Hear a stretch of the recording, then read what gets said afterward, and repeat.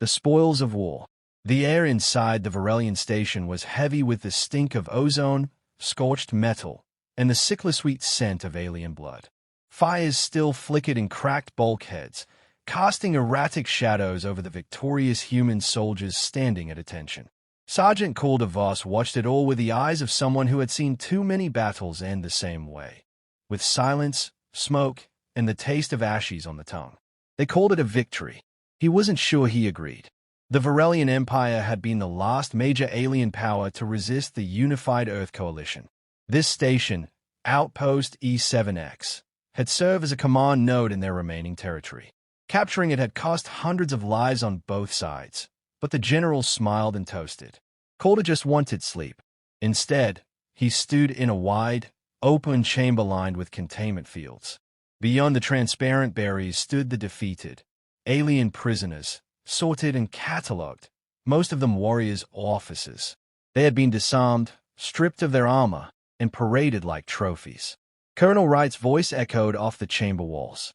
As is customary, senior combat personnel are permitted to claim a prize from the captives, technology, relics, or biological assets. He motioned to the alien prisoners with a sweep of his arm. Let it not be said that Earth does not reward its heroes. Calder's squad stood behind him, restless. Private Lenz elbowed him lightly. You gonna grab one of the fancy tech pieces, Sarge? Or maybe that tall one with the blue skin? He smirked. Heard they purr. Calder said nothing. His gaze swept past the row of captured officers, past the defiant stays and trembling hands. He was looking for something, or rather, someone. And then he saw her.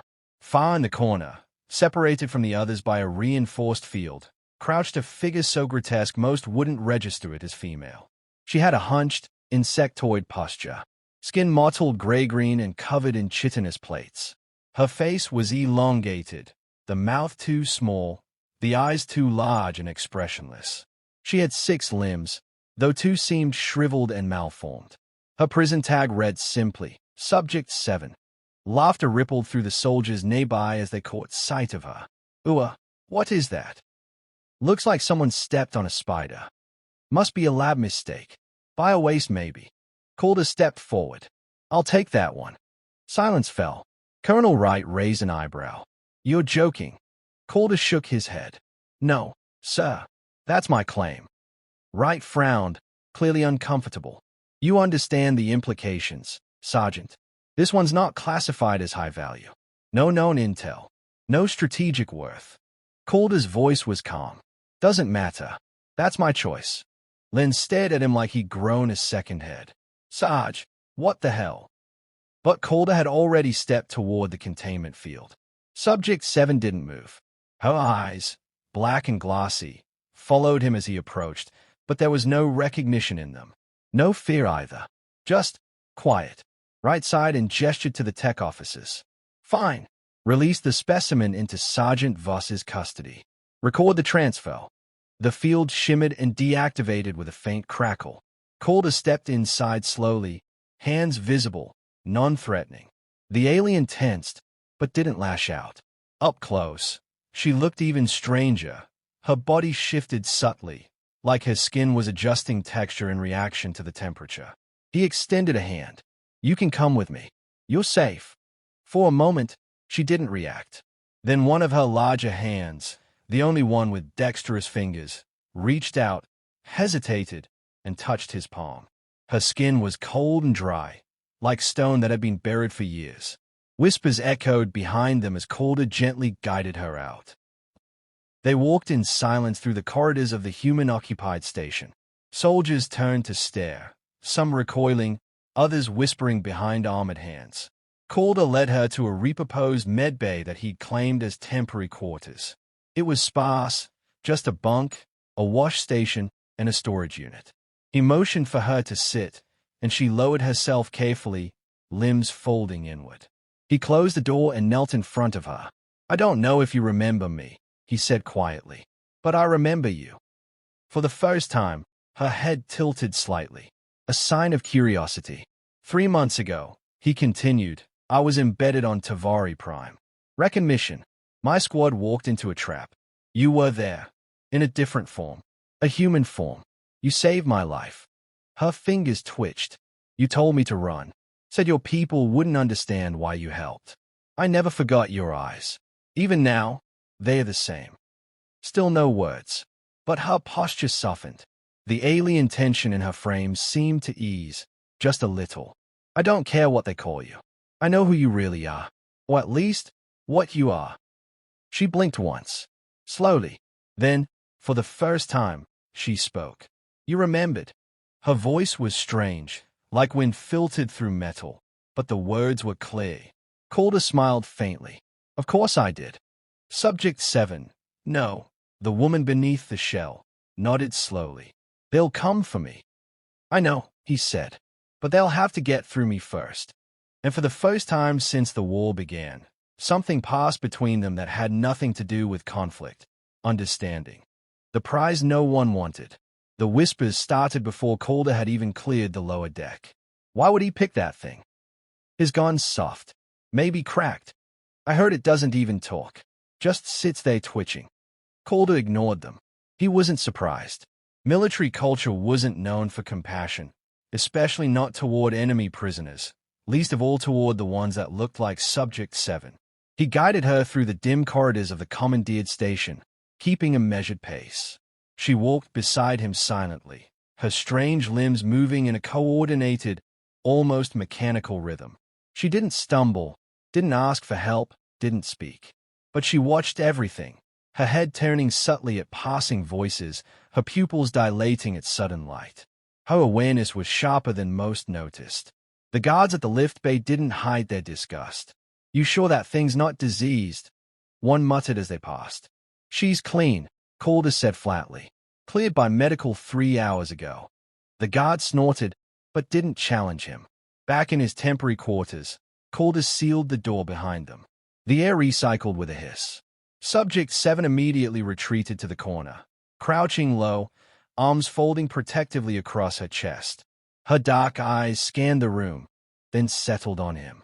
You don't need to stay over there, he said gently. No one's going to hurt you, hey? No reply, just silence. Calder sighed and lowered himself to the floor, sitting cross-legged a few feet away from her. He reached into a storage crate and pulled out a small ration pack, tossing it her way. She caught it mid-air with startling reflexes. Hydration gel. Not great, but it'll keep you going. She sniffed it first, then cautiously peeled it open. Her mouth, thin and tight-lipped, shifted slightly to accommodate the shape of the ration tube. She ate slowly, methodically, watching him the entire time. Calder didn't speak again until she'd finished. I know you're not a grunt. Her eyes narrowed. I saw what you did on Tavari Prime, he continued. That ambush was supposed to wipe out my whole squad. But someone warned me. A woman, human-looking, blonde hair, light armor. Her voice was calm, unafraid. She had your eyes. For a long time, nothing. Then she spoke. You remembered. I never forgot, he replied. And I recognized you the second I saw you in that cell. Her carapace shifted, barely perceptible. A shiver? Or something more complex? You're Chimera, aren't you? He asked. A shape-shifter.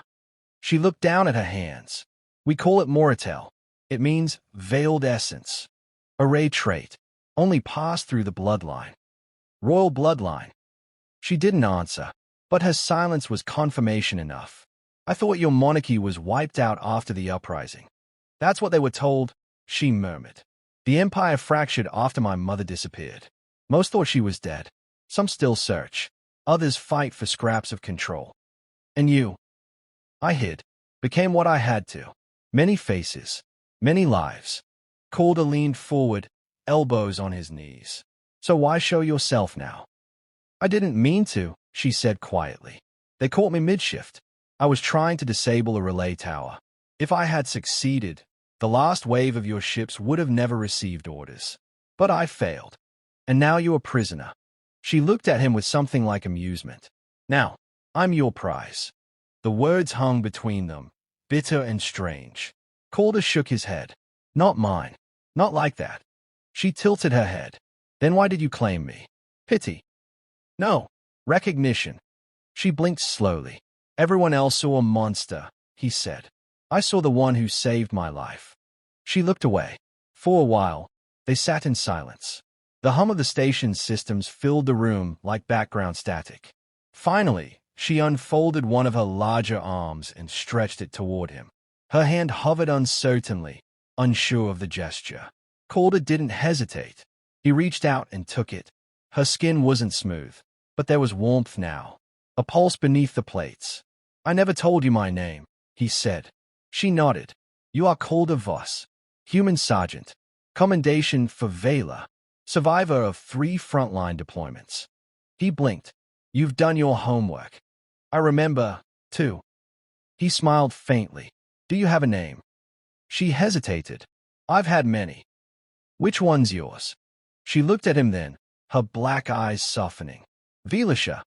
He repeated it slowly. Veela. She gave a slight nod. But only those I trust may speak it. Calder nodded. Then I'm on it. Outside the door, footsteps echoed. Voices passed by. The war hadn't ended. Not yet. But in this quiet room, between a human soldier and the oddest alien in the fleet, something different had begun. Trust. The mask beneath the skin. 2 days passed in uneasy silence. Calder kept Veela's presence quiet, even from his squad. Officially, she was classified as a non-priority biological asset under his custody. Unofficially, she was a war prize no one wanted to look at, and no one expected to be a threat. That suited him just fine. The converted medbay had become their shared shelter. Calder had moved the extra cot against the wall, rigged a privacy screen, and even rerouted a secondary data console for Veela's use. She spent most of her time interfacing with it using one of her slender upper limbs, silently scanning through human language archives, ship schematics, and galactic maps. She was learning fast. Too fast for someone who hadn't seen human systems before. You've access code I locked behind encryption, he said one evening, watching the screen flash in blue pulses. She didn't look up. Your encryption is outdated. Earth's cybernetics rely on pattern repetition. Predictable. Calder raised an eyebrow. You're full of surprises. I'm not trying to hide what I am anymore, she said. If I was, you wouldn't even see me. He paused, letting the meaning of that settle. So you are still capable of shape-shifting. She finally looked at him. Not fully. I'm weakened. The suppression collar your people used damaged part of my neural matrix. Can it be repaired? Not by human tech. Her voice was flat. But perhaps, if I had access to Virellian bioseed code. That's buried deep in the royal archives. And those are where? Back on my homeworld. She looked at him, something unreadable flickering across her expression. Which your forces plan to invade within the next cycle. Calder sat back, his jaw tightening. He hadn't known that. Not officially. But it tracked. The coalition had grown tired of stalling. The capture of Outpost E7X had cleared a corridor directly to the Virellian home system. One final push. One more war crime to call peace. You could stop it, couldn't you? He asked quietly. Her eyes narrowed. What makes you think I want to? Because you saved me once. And because you're still here, talking to me, instead of killing me in my sleep. A pause. Then, you assume my mercy implies alignment. No, Calder replied. I think your actions imply hope. She studied him carefully, then rose from her crouch with a fluid motion. For a creature so alien, her movement had a strange elegance. Her armor-plated skin caught the overhead lights, revealing shifting hues beneath, violet and gold iridescence that shimmered when she turned. Would you like to see what I really look like? She asked. He blinked. I thought this was you. This is a shell, a defense, a mask. I've worn many. Calder nodded. Then show me.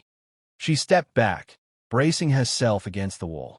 Her breathing slowed. Plates along her arms folded inward, revealing soft, bioluminescent skin underneath. Her limbs reshaped subtly, angles softening, joints bending differently. Her face changed last, elongated features compressing, compound eyes splitting into more human-like irises. It wasn't human. Not exactly, but it was closer. Her natural form, he realized. She wasn't hideous. She was strange, Yes. But there was something hauntingly beautiful in the way her body glowed softly, like moonlight seen through ocean water. She looked like a being carved from coral and stars. Calder didn't flinch. He didn't stay. He stepped forward. This is the real you. Veela inclined her head. Unfiltered. Unarmored. He exhaled. I've seen worse. Lived worse. That drew the smallest hint of a smile. I chose this shell to survive among my people, she said. But when they turned on the royal bloodline, we learned to wear faces for every crowd. On good days, I became a soldier. On others, a slave. I shifted into forms I hated, spoke lies I didn't believe. But you saved me as yourself. I saved you as someone I wanted to be, she corrected. Kind, brave, worth something. You are worth something. She looked away. To your people, I'm a freak. To mine, a threat. And to the galaxy, a symbol of everything broken. Calder stepped closer. To me, he said, you're the only one in this damn war who still sees more than just sides. Veela's luminous eyes shimmered. They stood in silence, two soldiers from opposite ends of a dying galaxy, both carrying more scars than they could count. The moment was broken by a knock on the outer hatch. Sergeant Voss, came a voice, sharp, officious. Lieutenant Reyes. Open up. Calder swore under his breath. Stay behind the screen, he whispered. Veela retracted her limbs and vanished into the corner with practiced speed, folding back into a shell-like posture. Calder opened the hatch. Reyes stepped in, tall and clean-cut in his dark officer's uniform, eyes already scanning the room. Heard a rumor you were harboring some kind of freak. Calder shrugged. Got assigned one of the low-value prisoners. She eats, sleeps, doesn't talk much. Not exactly worth the gossip. Reyes stepped closer, his nose wrinkling. You actually keeping that thing in here? She's harmless. Doesn't even understand half the language. Reyes sneered. You know, if you're done babysitting bugs, command's gotten up tomorrow. You should be out there, not in here playing peacekeeper. Calder forced a grin. Thanks for the tip, Lieutenant. I'll consider it. Reyes lingered a moment longer, then turned and left with a snort. The hatch closed. Veela emerged from behind the screen. That one suspects you. I know, Calder said grimly. And he's ambitious, which makes him dangerous. We may not have much time. He nodded. Then we need to act before they realize what you really are. She looked at him, eyes glowing faintly in the dim light. Will you help me? Without hesitation, Calder replied, yes, because he had already made his choice the moment he stepped into that cell. The royal bloodline. Veela stood by the windowless console screen, her bioluminescent skin softly pulsing as schematics of the station flickered across the display. Calder leaned against the far wall, arms crossed, gaze fixed on her, but not unkindly. They'd crossed a line. The moment Calder agreed to help, there was no turning back. You said before, Calder began, that you were of royal blood. Veela didn't turn. Yes. Then I need to know the truth. All of it. She paused. The light from the screen danced across the fine chitin along her neck. When she turned, her face held no fear, only the cool resignation of someone who'd lived too many lives in hiding. My full name is Veela Encore, daughter of High Matron Zurel of the Virellian Concord, the last of the true bloodline. When the war began, the matron ordered all heirs into hiding. We scattered, assumed new identities, abandoned our forms. Why? Calder asked. Why not fight back? We tried. The empire fractured from within. The generals seized control, assassinated loyal nobles, and branded us traitors. My mother disappeared. Some believe she's dead. Others think she still sends coded transmissions through sleeper cells. Her mandibles twitched slightly. Grief, maybe. I stayed silent. Hid my identity. Tried to slow the war from the inside. Like on Tavari Prime. She nodded once. That was not the first time I disobeyed orders to save humans. Calder paced slowly. You said your bloodline can access a signal. A biocode. Yes. She turned the console to face him. A complex helix of data rotated slowly in 3 dimensions. Every true heir carries a seed, a biological encryption key. When activated, it unlocks the ancestral communication lattice, hidden across dozens of systems, silent since the monarchy fell. You're saying you could call off the war? I can call the loyalists, she corrected. There are still fleets out there who believe in the old ways. In unity, not domination. If I activate the signal, they'll stand down. Many of them will defect. Without them, the remaining warlords will be isolated, and the war will collapse in weeks. Calder exhaled slowly. Then why haven't you done it? Veela's voice lowered. Because activating the signal requires a bonding ritual, a psionic merge. It's dangerous. For you. For both of us. Silence fell between them. Calder studied the diagram. Foreign, yet hauntingly elegant. So much hinged on it. On her. What do you need from me? She hesitated. To merge, I must tether to a mind I trust. Not just mentally, but emotionally. The chimera merge pulls truths to the surface. Memories, fears, everything hidden becomes known. You're saying I'd see you, and you'd see me. Yes, if your mind breaks or rejects me, we both die. Calder didn't answer right away. He remembered things he hadn't let himself feel in years. His squad torn apart on that jungle moon. The sound of screaming in the dark. The silence that followed. He remembered being alone. And then, you saved me once, he said at last. Now I'll return the favor. Veela stared at him, something unreadable in her eyes. Slowly, she lowered herself into a meditative crouch and extended both hands. Then we begin. The room dimmed. Calder sat across from her, palms pressed lightly to hers. Her skin was warm now, alive with subtle pulses of energy. She began to hum, not vocally, but through her skin, her breath, her presence. The frequency resonated in Calder's chest. Close your eyes, she whispered. Open your mind. He did. It was not like dreaming. It was remembering. Suddenly, he stood barefoot on scorched earth, beneath the smoking ruins of Outpost Row. Bodies surrounded him, his own men, torn apart by plasma blasts. He relived the sound of their screams, the overwhelming helplessness. And then, Veela appeared. Not in her alien form, but as she'd been that day on Tavari Prime, disguised, calm, human. Her voice cut through the chaos. She pulled him from the rubble, whispered words in a language he hadn't understood at the time. You must live. The galaxy still needs you. Then the memory shifted. Her pain replaced his. A royal cot burning. Her mother struck down by her own guards. Veela screaming, being dragged away. Her form twisting against her will. Her name stripped from her. Her identity erased. She became Subject 7. They both saw each other, fully. Naked souls. No armor. No lies. When Calder opened his eyes again, he was gasping.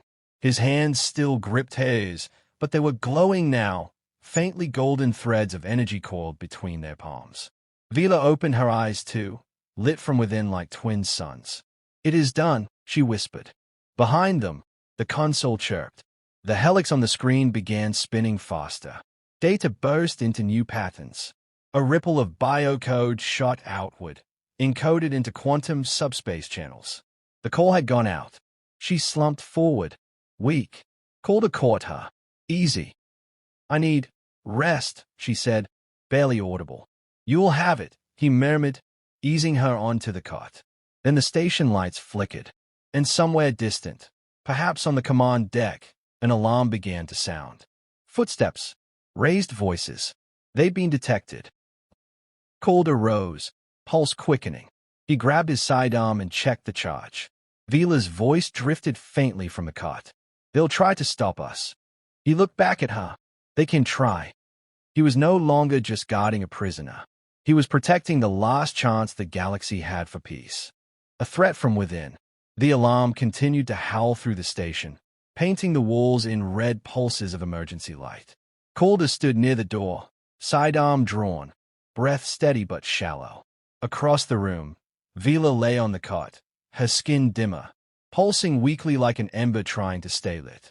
Footsteps pounded outside the hatch. Shouted orders echoed down the corridor. Containment breach on Deck 3. Lock all civilian and prisoner units. A heavy knock rattled the door. Sergeant Calder Voss, open immediately. Calder turned to Veela. Can you shift again? She shook her head weakly. Still drained. Too soon. You have to stall them. He nodded. No time for hesitation. He stepped to the door, holstered his weapon, and opened the hatch. Lieutenant Reyes stood flanked by two MPs in combat armor, their visors reflecting the red alert strobes. His eyes narrowed immediately, scanning the room over Calder's shoulder. Move, Reyes barked. Under what authority? Emergency protocol. Command detected unauthorized biopsionic transmissions from this compartment. We're sweeping for spies. Calder didn't budge. There's nothing here but me and a low-level prisoner. Same as it's been since I claimed her. I have orders, Reyes said coldly. Now step aside. Behind him, the MPs raised their rifles slightly, enough to suggest they weren't interested in talking. Calder stepped aside, but only just. Easy. She's not armed. Reyes marched in, eyes sharp, hand resting on the hilt of his sidearm. Veela didn't move from the cot. Her shell form had returned, strange, hunched, and still. She looked passive, non-threatening. The perfect lie. Reyes sneered. This thing? You expect me to believe a low-tier insect managed to tap into a royal lattice? He stepped closer to her, drawing a data scanner from his hip. Let's see what she really is. The scanner pinged softly. Then again. Louder. Reyes froze. What is it? One MP asked. He didn't answer. Calder stepped forward. You found something. Reyes turned slowly. His expression was not surprise, it was greed. She's royalty, he muttered. This one's high value. Top-tier biosignature. She's worth a promotion. Maybe a seat at the War Council. Calder's stomach dropped. Reyes. Before he could finish, the lieutenant drew his pistol and pointed it at Veela's head. She's no longer yours. Effective immediately, she's being transferred to command custody for high-level interrogation. Veela's eyes opened, glowing faintly. Calder stepped between them, his voice low and dangerous. You point that at her again, and I'll consider it a threat. Reyes laughed. Are you serious, Sergeant? You're going to throw away your rank for an alien bug? I'm protecting a diplomatic asset, one that could end this war. Reyes' smile disappeared. You knew what she was all along. The MPs hesitated, uncertain now. Calder's hand hovered near his holster. One wrong word would turn this into a bloodbath. She's not a threat, Calder said. She sent the signal. Loyalist Virellians will stand down. We have a chance to stop the bloodshed before the assault on their homeworld. Reyes shook his head. You think Earth wants peace. This isn't about peace, Voss. It's about control, resources, glory. Do you know how many lives we'd lose not invading? How many careers? You'd kill her for your career. Calder asked. No, Reyes said, stepping forward, pressing the pistol against Calder's chest. I'll kill you. That was a moment Calder moved.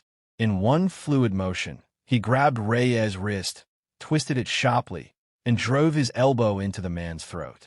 Reyes stumbled back, gasping, his weapon clattering to the floor.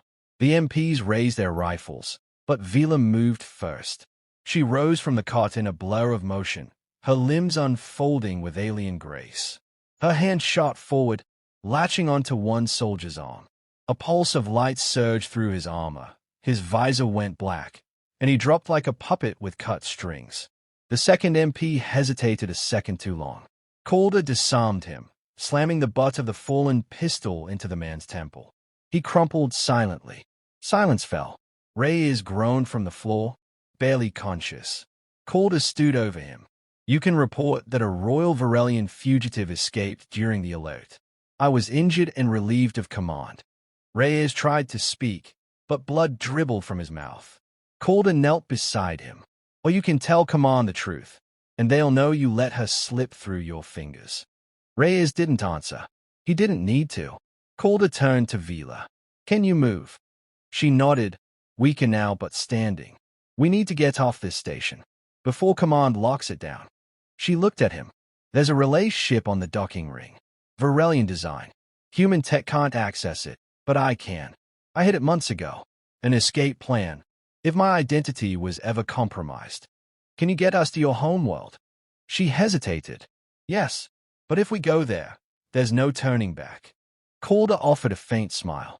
I made my choice the day I saw you in that cell. She blinked, softly, slowly. Then let's go. 10 minutes later, alarms still rang, but the security forces had shifted focus, searching the reactor levels for a phantom breach. Calder and Veela, cloaked under an emergency evac disguise, slipped through the chaos unnoticed. Down on docking ring B, nestled in a forgotten bay, sat a vessel like nothing Calder had ever seen. Sleek, organic, alive. Veela stepped forward, placed her hand on the hull, and the ship pulsed once, recognizing her. A hatch hissed open. Behind them, footsteps echoed. Someone had caught on. Go! Calder barked, ushering her inside. They scrambled aboard just as rifle fire burst behind them. The hatch sealed. The ship rumbled to life. Veela took the pilot's seat, her hands fusing briefly with the control surface, and the vessel surged forward, breaking from the dock. As the station shrank behind them, Veela turned to Calder. They'll hunt us now. Then they'd better bring friends, Calder replied, because we're not running. The broadcast and the battle. The Virellian stealth craft slipped through the stars like a phantom, weaving between patrol routes and drifting debris fields. Calder sat strapped into the co-pilot's seat, fingers tight around the harness as Veela guided them into deep space. Coordinates locked, she said. We'll arrive at the relay beacon in 18 minutes. Calder glanced at the flickering hologram before them, a three-dimensional map of the outer Virellian expanse. At the center of it glowed a pulsing beacon, signal node Zeta 9, the last remaining royal transmission tower still functional. If we send the signal from there, Calder began. Veela nodded. It'll reach every loyalist fleet, and every warlord. She didn't need to explain the risk. Sending the signal wasn't just a beacon of peace, it was a declaration of power, a call to the old bloodline, and a challenge to every faction still clawing for dominance. Calder looked at her. You sure you're ready for this?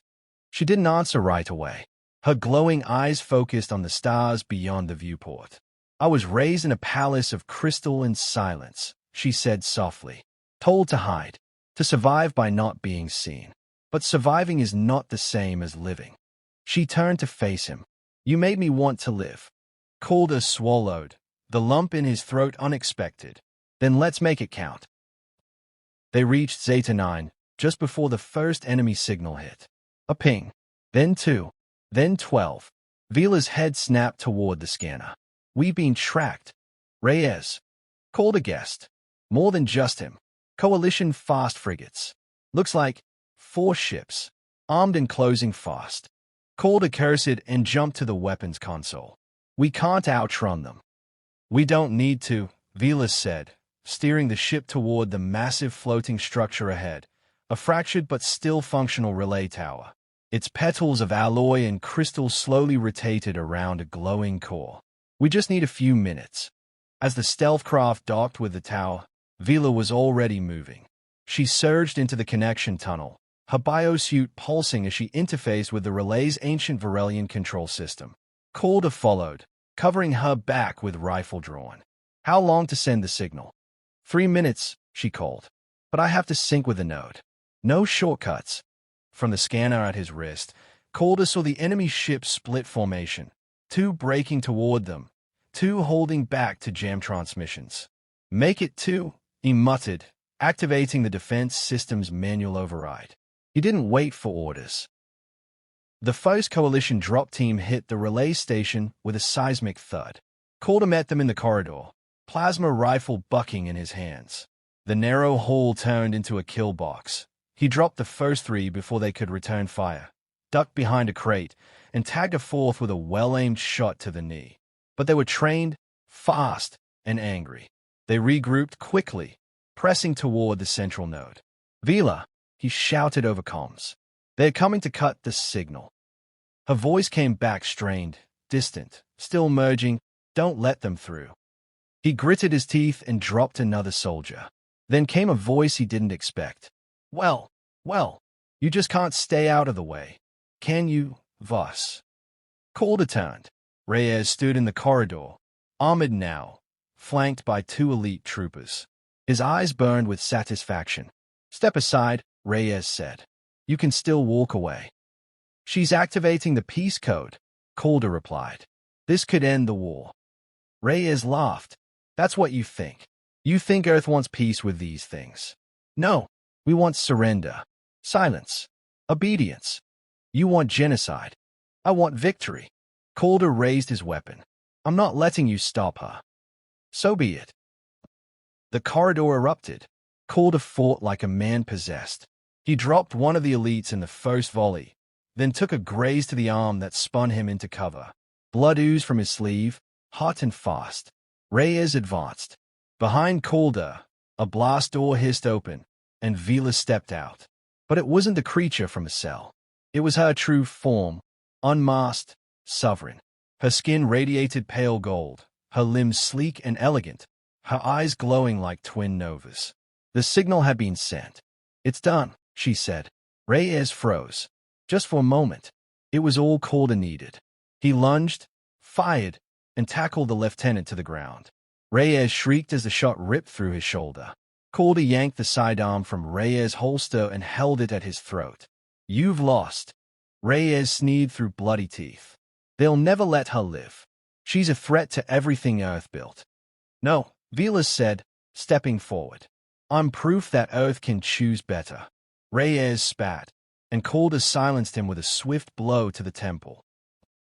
Later, on the bridge of the stealth craft, they watched the aftermath unfold. Fleet signals began to scatter across the map. Dozens of Virellian ships changing course, withdrawing, lowering shields. Loyalists responded to the call. Warlord factions began firing on one another, confused and exposed. Earth's high command was thrown into disarray. The war wasn't over, but it was collapsing. Calder sat in silence, watching history tilt. Veela stood beside him, regal now in posture and presence. You did it, he said. We did, she corrected. But it's only the beginning. My people will need leadership. Your people will need truth. You going back? She hesitated. I must. I owe it to them. And me? You are free to go. He turned to her, eyebrow raised. Do I look like I'm going anyway? She smiled, small but real. You still see me, she whispered. Even now. Always. Outside the viewport, the stars were shifting. War was fading. And somewhere beyond it, something new was beginning. Together. The face beneath the veil. 6 weeks after the broadcast, the war officially ended. It didn't happen all at once. Nothing ever did in politics.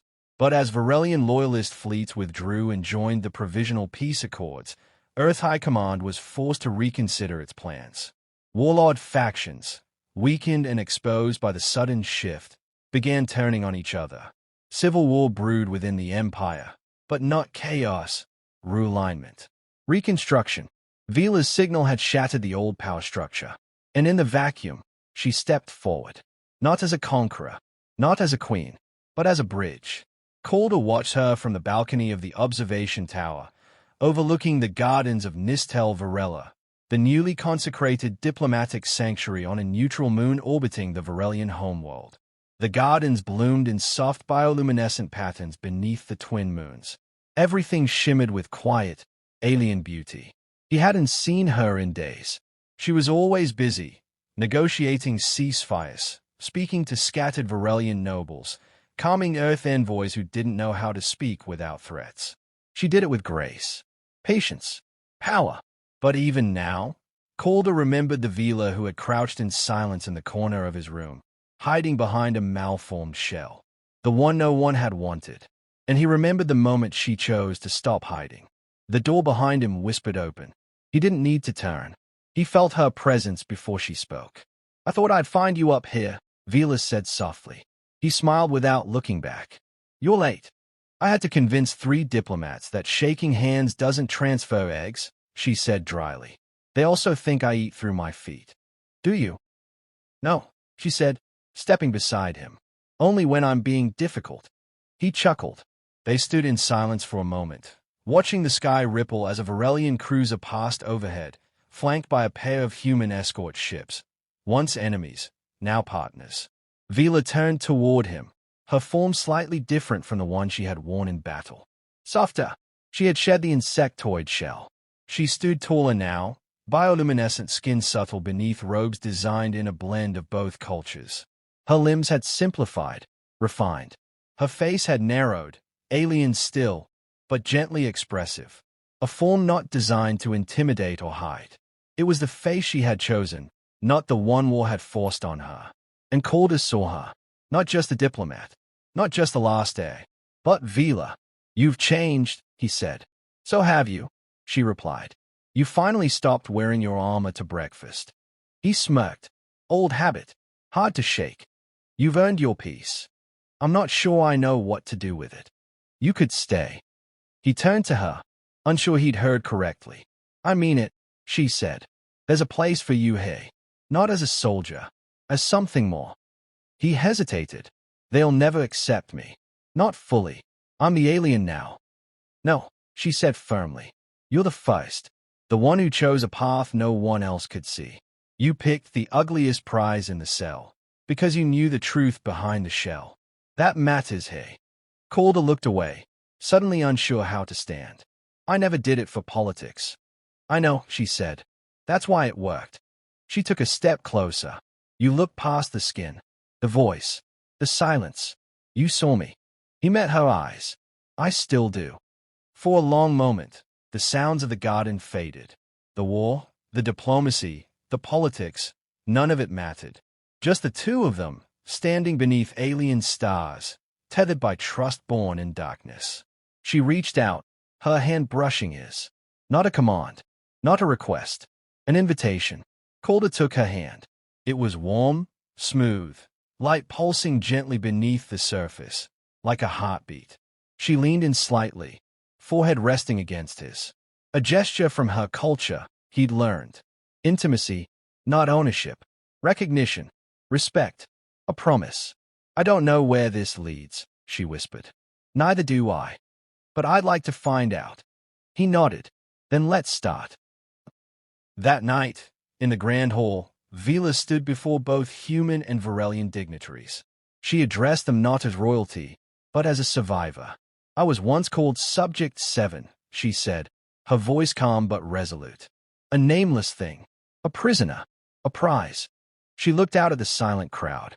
But one man saw me, not for what I seemed, but for who I was.